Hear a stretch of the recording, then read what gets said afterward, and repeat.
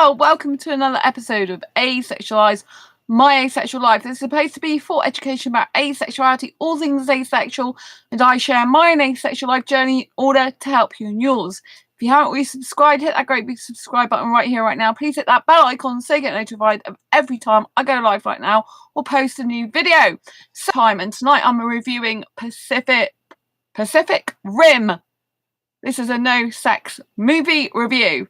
So yes, if you don't like spoilers, if you want to watch Pacific Rim, then don't watch this live stream. But if you don't mind spoilers, or you've already seen the movie, or you don't care about one way or the other, then watch this video. So yes, Pacific Rim, what is it? So I'm asexual in sexual orientation. Personally, for me, I'm a sex repulsed asexual. So I personally like to find movies that have no sex in them whatsoever. I'm oh so personally nudity repulsed. Now, good thing about this movie is it doesn't have any sex or nudity in it whatsoever. So I'm really, really happy about that. If you want to argue that the aliens are naked, you could do, but actually the humans are not naked at all. So yes, let's get on with what the story's about. So basically, there's aliens that are trying to take over the world as we know it. They're trying to take over Earth. And what's happened is most people think aliens are in the sky. But as this movie starts off, it says these aliens are down below in the sea, right? Which is where you're not expecting them.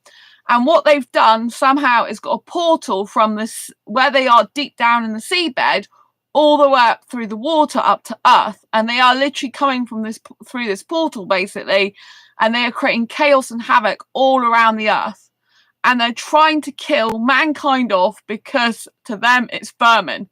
So humans are basically like rodents, vermin, and they're trying to get rid of all of them. So what they do is they have these teams of people in things called Jaegers. And this is a Jaeger, it's a robot basically, that two people have to go inside. So they found when they built these Jaegers that it was too powerful for just one mind, because it works with the mind, and it's like virtual reality basically. You put a headset on and you put armor gear on, and you're basically fighting the aliens whilst you're in the machine. But they found it was too much for the brain to handle one machine by itself, so they have to have two people to a machine. Now, they have to have something happen called drift. And it's when two people are drift compatible, they can go in one of these Jaegers. Now, I absolutely adore robots. I absolutely love them. So for me to be able to see all these robot type things, otherwise known as Jaegers, beating the aliens, cutting them up and everything like that, I found this really, really good. Because I love watching stuff like this. I thought the movie was really, really good. I did enjoy it a lot. I think the fact that they're in Jaegers, but they have to drift into each other's mind is very interesting. So they have to be drift compatible. So one of the main fighters is a guy with his dad, but they haven't always got on. But because they're drift compatible, they can share memories together and go into each other's minds during that time. They've got that camaraderie in that time, but otherwise they don't get on. There's two main characters there's one main character in this, and a guy, and he basically fights in the beginning with his brother in the Jaeger, but one of the aliens gets his brother out of the Jaeger because he basically rams into it, his arm gets it out, drags his brother out and kills his brother.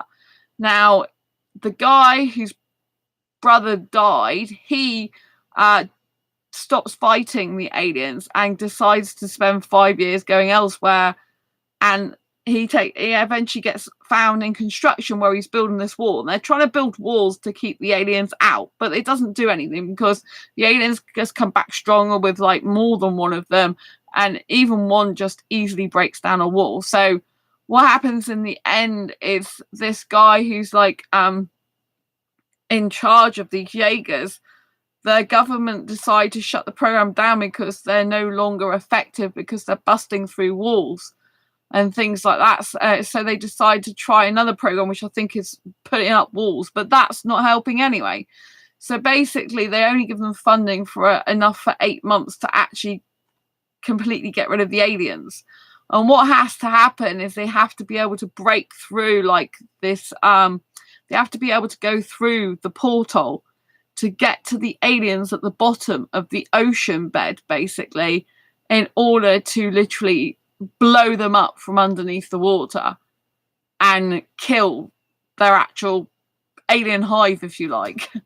And so it's a lot of there are some people that die in it, some kind of characters you see quite a bit throughout the movie that die in it. There's an unusual unusual person that joins him, so a woman joins him. I think she's Chinese or Hong Kong, from that type of era, and she joins the guy whose brother died to end up back in a Jaeger again and drift their minds together. So clearly in the movie it's kind of got a bit of a love element to it with this main character guy and this woman, but you don't really see any sexual stuff going on. I mean, she has armor on, which most guys might consider sexual with the way it looks, but he doesn't really look at her in a sexual way. And that's why I think the movie is very suitable for asexuals, because they don't even kiss in the end. Like, you just see them pan out and basically him and her are holding each other with a hug. And so I'd say this is a very, very suitable asexual movie for all of those reasons. The fact that there doesn't seem to be sex in it. There doesn't seem to be, between the first two main characters, that they drift together. It seems like their minds are together and as one, basically. And they feel that they are compatible with each other. And I really feel that, that asexuals in general, we want to experience that love where our emotions are kind of intertwined with someone else because it bonds us. And in Pacific Rim, when they drift together in the minds, in order to operate this, they have to drift together. So their minds have to they have to go into each other's brains and read their thoughts. I think, in terms of asexual love without sex, I think, when you have that kind of feeling where you can read each other's minds, it's like you really bond together really strongly emotionally, and kind of nothing can come between you, because you just get to be highly compatible emotionally. You get to understand where the other person's coming from. You get to feel like you're at one with them in their soul and their heart and their mind. And it's no longer a body thing. It's a heart, a soul, and mind. And truly that's what I would want from a partner. And so I think the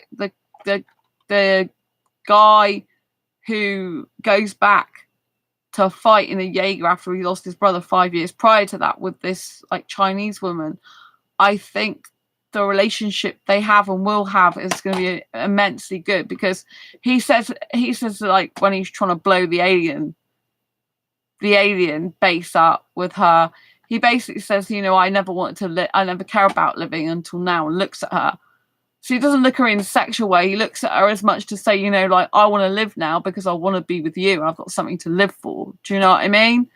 So it's kind of like the unspoken word. It's kind of like they belong together in a relationship. It's unspoken word, and it's kind of a deep friendship, companionship, love relationship where they respect each other. They care about each other. They just feel that they're meant to be together, I think.